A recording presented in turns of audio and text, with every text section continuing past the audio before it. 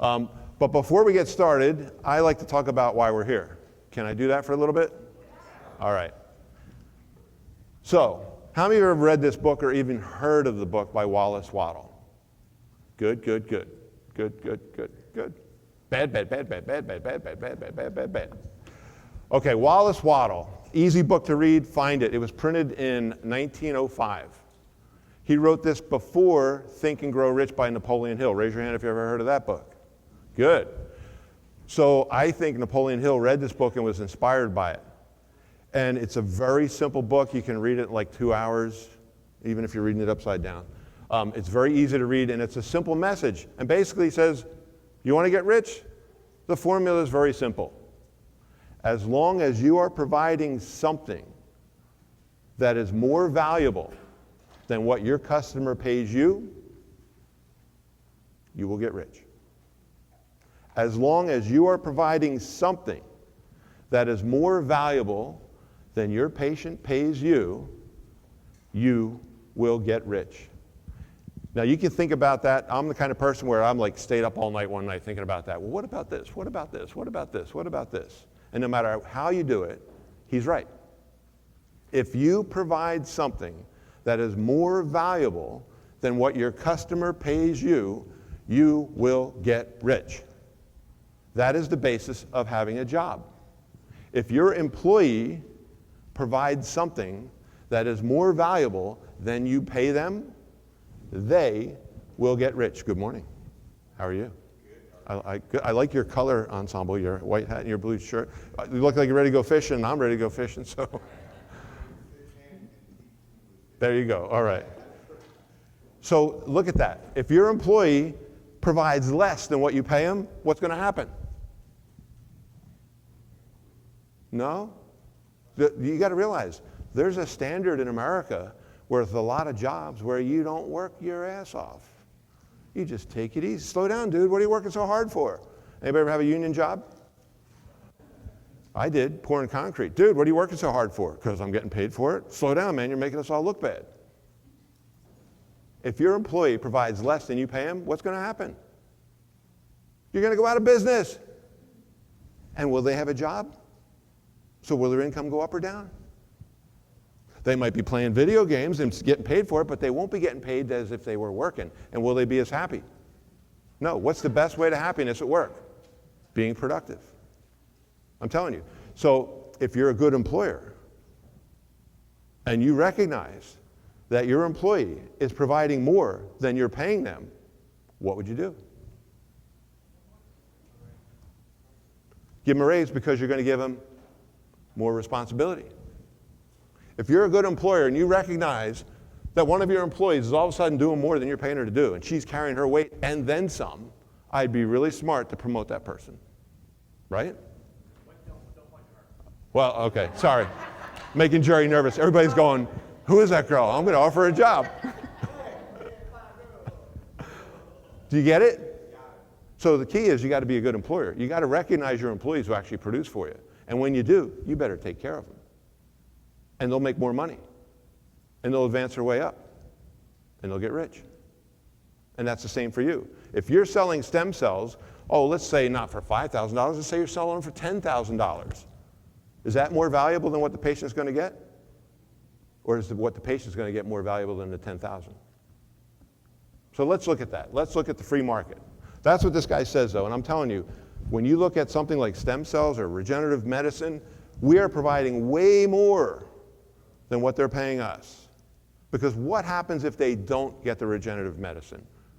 What is the number one reason an opioid prescription is written in the United States? What's the number one diagnosis for an opioid prescription? Back pain. Back pain is a sub-area of chronic degenerative arthritis, which is the number one ailment that Americans and all human beings on this planet suffer from. Chronic degenerative arthritis. And what's the number one treatment for chronic degenerative arthritis in the United States?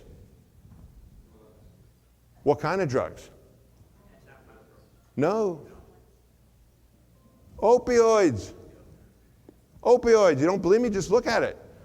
Opioids have officially become the number one cause of death of Americans under the age of 50. If they don't get your product, that's where they're going. 1 out of 3 people that are prescribed opioids, see, not everybody responds to opioids the same way, right? So they did a study back in the 90s to promote this. How many of you got my book? How many of you read it? How many read the chapter on opioids? So how many people were in the final study that said opioids are not addictive? 37. Do you think, hey, let's get 37 people together, do a study and promote it to Congress and get the whole world to adapt this new program? You think that's the way it went? No. It's like they had 1,000 people and had to get rid of all the ones who were going to have a problem. That's how it works. Who employs those people? I forget what their degree is. Is Dave in here still? Do you know what the name of that degree is? Where they swab the DNA? Okay. Okay. The number one employer of those people is pharmaceutical companies. They're testing these people and weeding out everybody that has side effects. That's how it works. That's why they can say these are not addictive. Now, looking in retrospect, the government is going, holy crap, we got this huge epidemic, and they realize that 1 out of 3 people that get prescribed an opioid are addicted to it in 3 days. Addicted, like a heroin addict. And what's the result of this whole movement now to cut the opioid prescription in the United States? Because you hear about it on the news, right? Although it's starting to taper off because we got it under control. They're not talking about the new heroin epidemic. Because what's happening to these people that were prescribed opioids for their back pain, and they cut them off? Where are they going? What's cheaper, heroin or an opioid prescription? Heroin. And that's where they're going. We're like the highest epidemic of heroin I think we've ever been at. The United States has the highest drug overdose death rate in the world. The highest. More than all of South America combined. And it's prescription drugs that are getting these people into this situation. So that's what they get if they don't buy your regenerative medicine. So let me repeat what I said. As long as what you're providing is more valuable than what they're paying, you will get rich. So I'll ask you again, is that $5,000 for that injection to stop that knee surgery worth it? What's the average deductible for surgery? They're going to have to come up with that money even if they get surgery, right? But then they got good insurance. So here's what happens. I'll tell you a quick story. A guy in his late 50s is told by his doctor, you need bilateral knee replacements. You have arthritis. Look, you've been screwing around with these knees for the last 10 years. Let's just fix you up so you're just peachy. So we're going to do knee replacement. We'll do one at a time. We'll do the right knee first because it's the worst one, and then we'll do the left one. So he goes and he gets the right knee replacement. And what happens is he starts noticing as he's recovering in the hospital after the surgery that it's a little bit sore. Like I knew it was going to be sore, but this is really sore. And they look at him and they go, oh crap, he's got MRSA. He caught an infection in the hospital. His knee is infected. So they sit him down, they say, well, he was sitting because he wasn't able to stand. And they say, so here's the deal. We're going to have to kill this infection, and if we don't, we're going to have to either do that knee replacement again, or we might even have to amputate your leg. So they put him on a PICC line, and for 4 months, he's not using that knee, he's on crutches, and he's trying to kill this infection. Luckily for him, they kill the infection. But then, he can't move the knee because he had surgery 4 months earlier and it's stiff as a board. So they go, don't worry, we can take care of that. We got to go back in, put you under anesthesia again, and manipulate the knee under anesthesia. So when he woke up from that, I'm not here. That's Colleen. Where is he? Oh, there she is. So, do you guys know Colleen? Aren't I a lucky guy? Look at how beautiful that woman is. Woo! So they manipulate him under anesthesia. When he wakes up, he says, that felt worse than the surgery. I felt like I got run over by a tank, right? So now they go, now we got to do rehab. Luckily, though, we don't have to take your leg off. So they put him through rehab, and now it's a lot more rehab, and it's months of rehab for him to learn how to walk again. So it's about 9 months from the time he gets the surgery to the time he's able to actually start walking again. And they say, now let's do your right knee. And he goes, you know, I've done some stupid things in my life, and now I realize one of the dumbest things I've done in my life is not listen to my brother Mike Carberry, who told me not to get this knee replacement surgery and I should get stem cells or regenerative medicine. So he flew to my clinic in Chattanooga, Tennessee, and he got his other knee injected. He is one of my biggest referral sources that we have to work out deals with hotels in the area for people to fly into Chattanooga to get injections. The last time we had somebody fly into Chattanooga was last week. I think the next time we're going to have somebody fly into Chattanooga is next week. So how big is your market? Well, mine goes all the way up to Philadelphia and New York and Denver and Portland, Oregon, because that's where people have flown into my clinic in Chattanooga, Tennessee, and there's no direct flights to get stem cells, to get regenerative medicine. Because he realized, crap, I almost lost my leg. I almost lost my life. Now he says to me, I'm at a barbecue with him a couple months ago, and he says, it's been a year, my left knee is so much better than my right knee, I wish I never got that surgery. As long as what you're providing for your customer is more valuable than what they're paying you for, you will get rich. So should you get rich? Let's talk about society. Shift gears a little bit. Let's talk about society.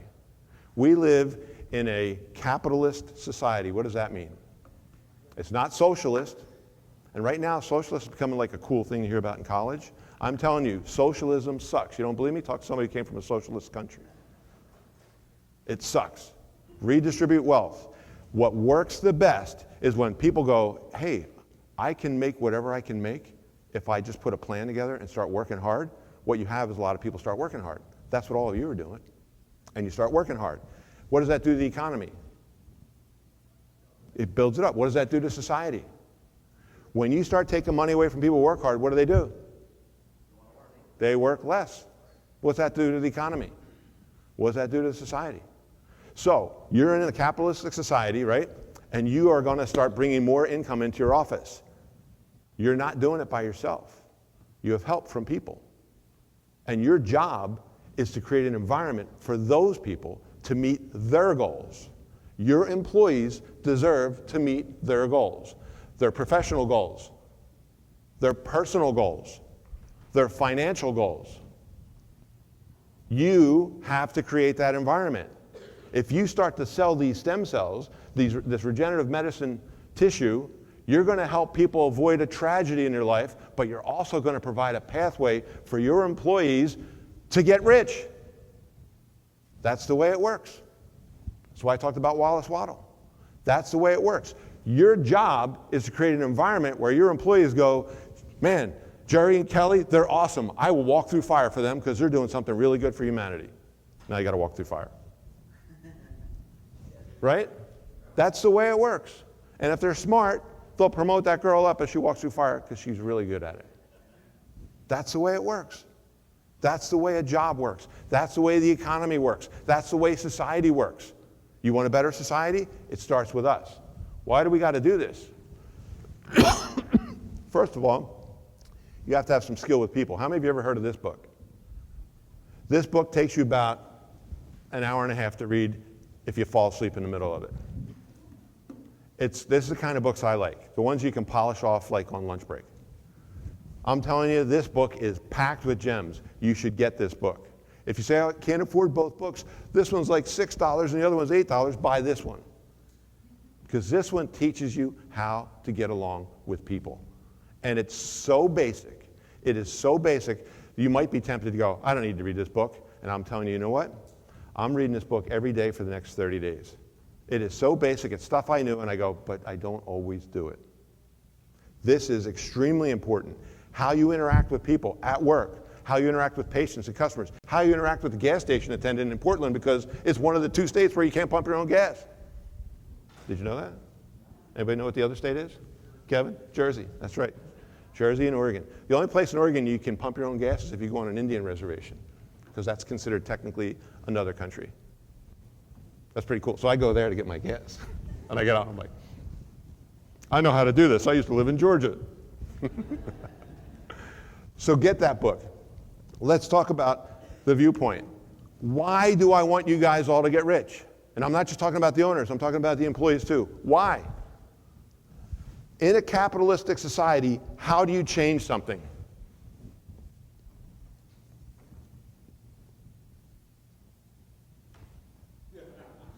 I'm glad I showed up today. You have to provide a solution that people can get rich at, and they'll promote it. That is the only way. The only way for me to change healthcare is for you to get rich doing it. You don't want to get rich? Then get the hell out of my room. Because I need people that are going to help me change healthcare. Because healthcare the way it is sucks. I think we need to change the system. I can tell you, after working with medical people for the last 3 decades, chiropractors go, well, you know, I got into healthcare to help people. Well, so did the medical people. 80% of chiropractors got into healthcare to help people. 80% of medical doctors got into healthcare to help people. And I would probably say it's more like 90% of nurse practitioners and PAs got into healthcare to help people. We are not enemies. We are allies. The drug companies want us to be enemies. The drug companies want to keep us splintered because if they divide us, they conquer us. If we unite, we turn around and go, what the hell are we prescribing drugs that are more addictive than heroin to people that have an ingrown toenail for? And you're going to have people shouting at you. I just got, last night, it was just given, there's a podiatrist in Chattanooga, Tennessee, who's writing this stuff about Dr. Mike Carberry being this crazy chiropractor that's doing stem cells. He's going to get everybody in trouble and he's going to kill people. So I started looking up who the doctor was. He lost his license in 2013 for prescribing opioids to non-patients. You're going to do something different, you're going to become a target. It's a matter of your viewpoint on how you handle that. You want to cower and go, oh God, I don't want to be yelled at, I don't want to get in trouble. I go, screw you, look at your system. You're killing people. The leading cause of death is the #1 treatment in the United States. Are you kidding me? Barbara Starfield in 2010, or 2000, before the opioids even started, said, is our healthcare effective? She said, I want to know if the American healthcare is effective. It's the most expensive one in the world. American healthcare costs more than every other country in the world combined. Did you know that? And it's been that way for decades. Our price tag for healthcare is more than the entire rest of the world combined, and we are only 4.6% of the world's population. So if we're spending the dollars right and our system works, we would be the healthiest country in the world. So she compared us to the top 12 countries in the world, and where did we come in? Last place. Last place. Last place. Imagine if you were a race car driver. Everybody in this room is their own race car driver. We're going to have a race. And I got my car, and you all got your cars. And my car costs more than all of your cars put together. Wouldn't you be a little nervous? Oh, there's Dr. Carberry. He's got the most expensive car here. He's going to kick ass. And then we do the race, and I come like rolling in last. And every time we do a race, I come rolling in last. What would you tell me to do? I would say more than get a new car. I'd say, get the hell out of racing. You're no good at it. That's where we're at in healthcare. That's what she found in 2000. Her study was repeated. She said in 2000, before the opioids even took off, that the leading cause of death in the United States, #1 is heart disease, #2 is cancer, #3 is side effects from medical treatment. That's what she found out. And she broke it down. How many people die from prescription drugs, side effects of properly prescribed drugs, mistakes, infections, wrong surgery, added it all up and said, you know what? It's 250,000 people that put it in #3 cause of death in the United States. And then she said, and I only counted deaths in a hospital. If we start looking at private practice and nursing homes, it could be #1. This is the head of healthcare. She decides what they're going to teach the doctors at the medical schools, at the country's biggest #1 medical school. Her study was repeated in 2013, and this time she couldn't be part of it because she was prescribed a drug in 2011 that interacted with another drug and it killed her. That's exactly what she reported. Iatrogenic disease is the #1 cause, or #3 cause of death. And she said it could be #1. So they did the study again in 2013, and this time they did it on 17 countries, and the United States came in 17th place. And now, number 17, the United States, rolling in after everybody's done with the party after the race. That's the healthcare system we belong to. So do you guys want to continue to be part of that, or would you like to change it? Yeah, you can't just bitch about, oh, the system sucks, the system sucks, the system sucks. You got to come up with an alternative, right? So I used to be awake at night, ask my wife, thinking about stuff like this, like, well, what the hell am I going to do? And this is what I came up with. What part of healthcare do we have to change?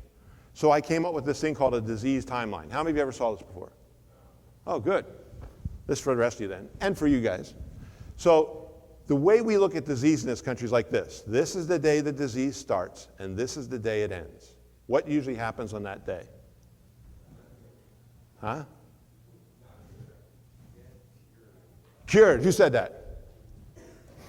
That should be the answer.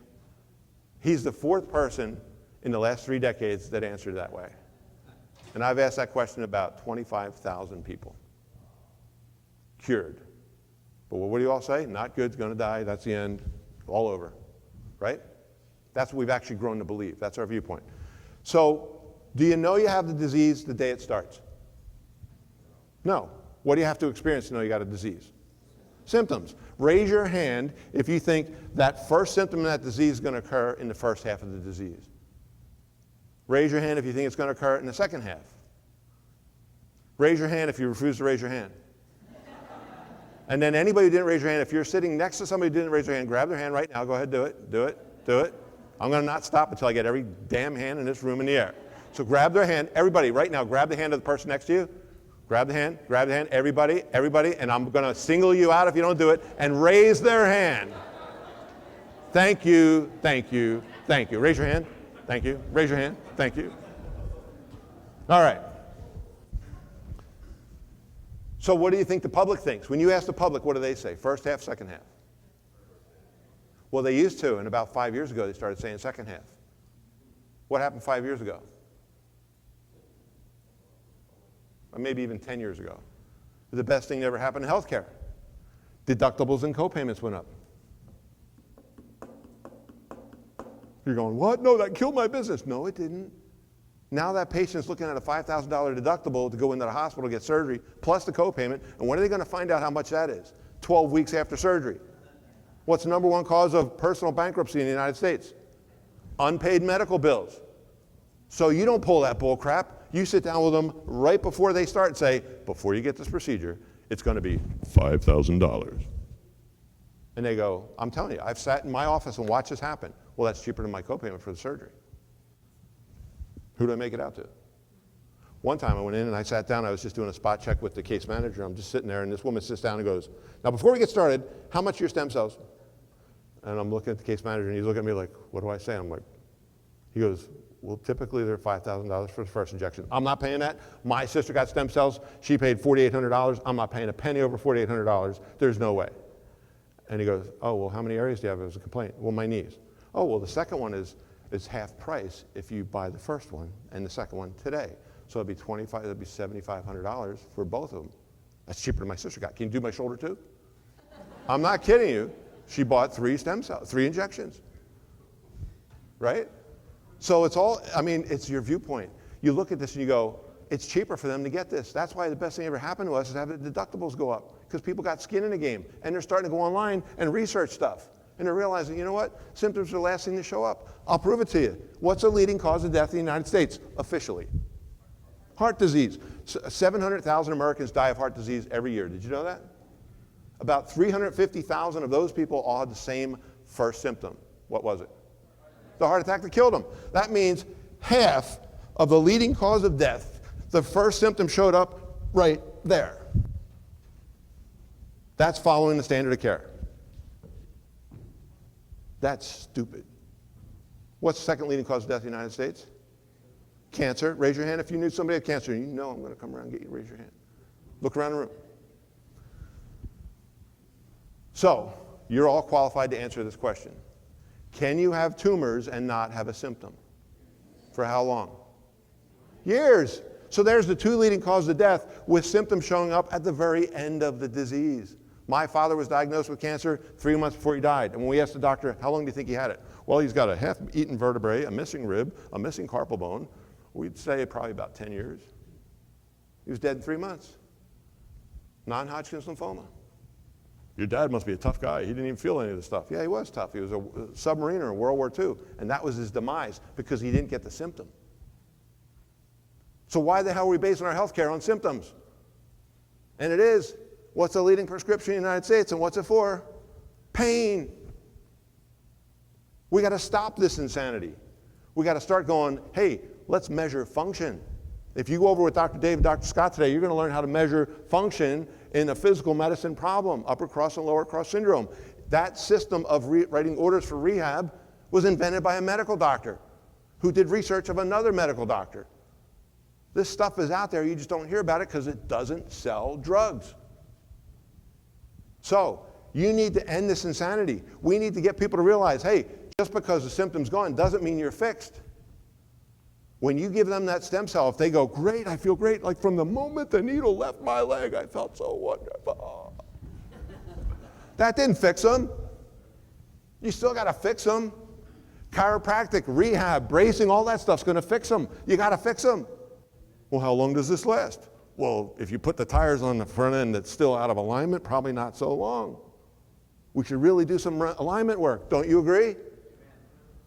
This is focusing on function, not symptoms. Function, not symptoms. Full function.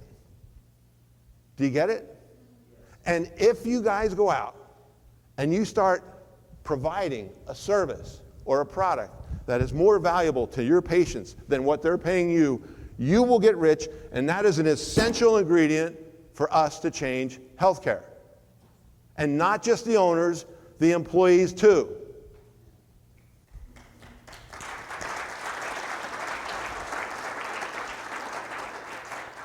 I can't run my clinic in Chattanooga, Tennessee from 200 or 2,000 miles away unless I reward the people that are doing the great job in that clinic doing it. Dr. DePaul is one of them. Scott, raise your hand.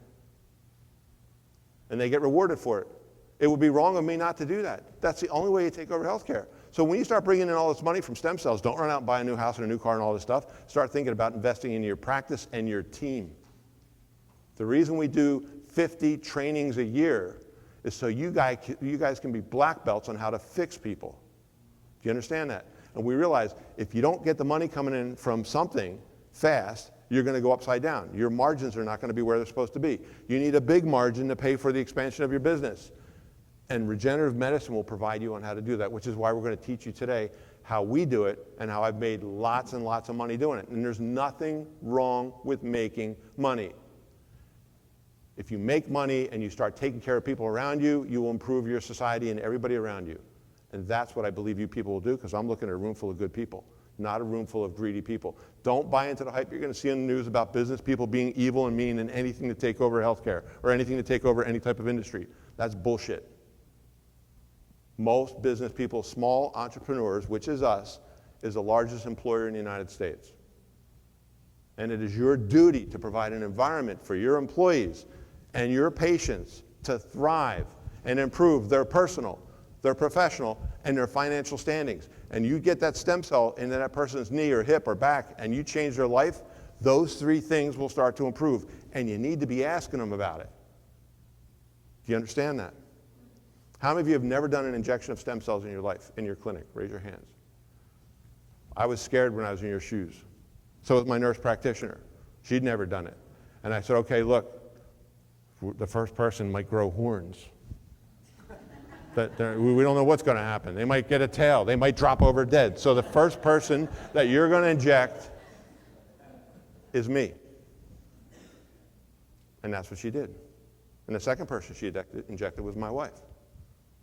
And this was after 2 shoulder surgeries, and I gave up bow hunting and fly fishing, and Dr. DePaul can tell you, I went with a couple of clients from the Masters group last week, and I was doing pretty good with that fly rod, wasn't I? Because I can do it again now because of regenerative medicine. You need to find reasons that your patients are going to need you and then get them to get that service, because you will be doing them the biggest service. If you learn how to collect that money from them, it'll be the best thing for them that you ever did.